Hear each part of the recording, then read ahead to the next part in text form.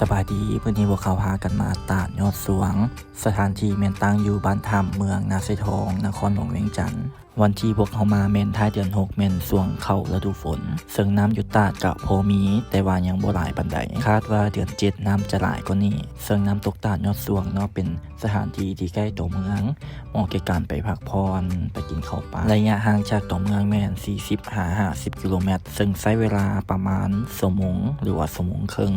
สำหรับใครจะเข้ามาพักผ่อนกินข้าวปลาเนาะให้เกี่ยมข้าวปลาอาหารมาพร้อมเด้อเพราะว่าในเขตน้ำตกบ่มีห้างค้าและเขตน้ำตกแม่นบ่มีสัญญาณอินเทอร์เน็ตมื้อนี้พวกเขาได้ย่างมาเนาะได้บังเอิญเจอหอยก็เลยพากันเก็บขึ้นมาถ่ายรูปซื่อๆเด้อทีมงานพวกเขามาด้วยรถจักรแม่น6คันแต่ว่ามาฮอดแม่น4คันและยังท่าอีก2คันมาฮอดเนื่องจากอินเทอร์เน็ตบ่มีพวกเขาขาดการติดต่อก็เลยว่าท่ากันเก็บหอยท่า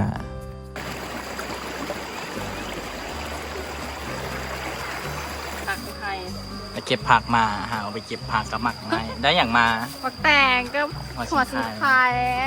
ข้าวเปล่าเมื่อกี้นี่พวกเขาได้มาฮอตแมน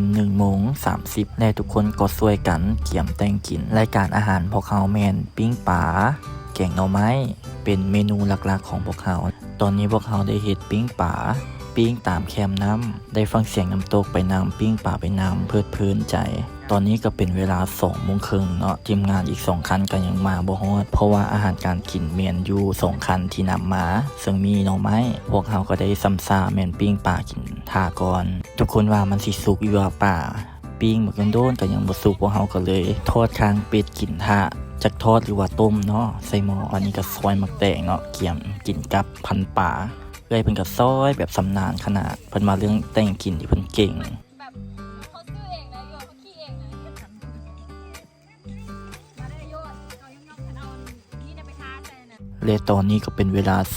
3:30ทุกคนก็พากันเริ่มหิวข้าวสวยแล้วแทบจะบ่แม่นข้าวสวยแล้วติบ่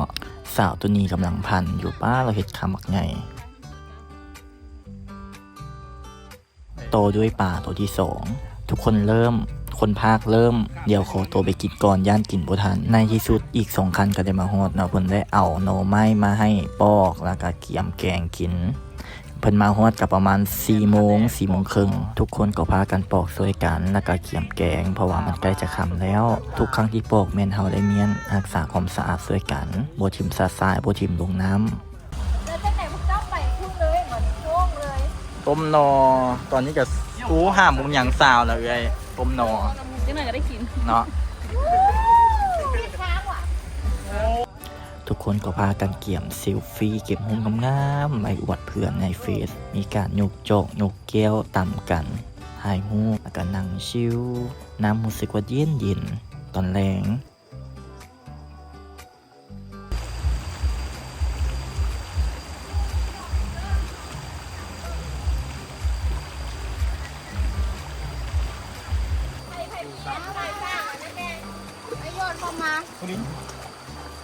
มือนี้หับบทเป็นคนแก่งเนาะไหม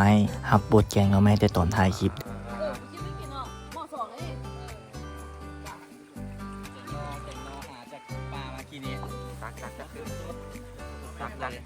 ฮ็ดหาไปตากินเลยว่ะ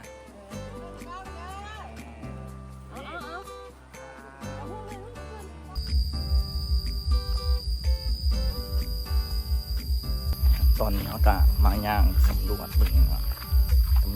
น้ำตกตาดยอดสวงมีความสูง15 เมตรตั้งอยู่เขตป่าสงวนภูพนังสำหรับรถจักรสามารถเข้ามาได้แต่ขอเป็นรถที่สูงและก็เป็นรถใหญ่ที่สูงเด้อรถต่ำหรือว่ารถเก่งบ่แนะนำเจ้าเส้นทางในช่วงฤดูฝนทางลงมาน้ำตกตาดให้ทุกคนคอยย่างเด้อมีความมืนจากฝนตกและก็ละอายน้ำจากน้ำตกตาดเห็นให้อันตรายได้พวกเขาก็ได้ค่อยๆย่างลงมาเบิ่งบรรยากาศน้ำตก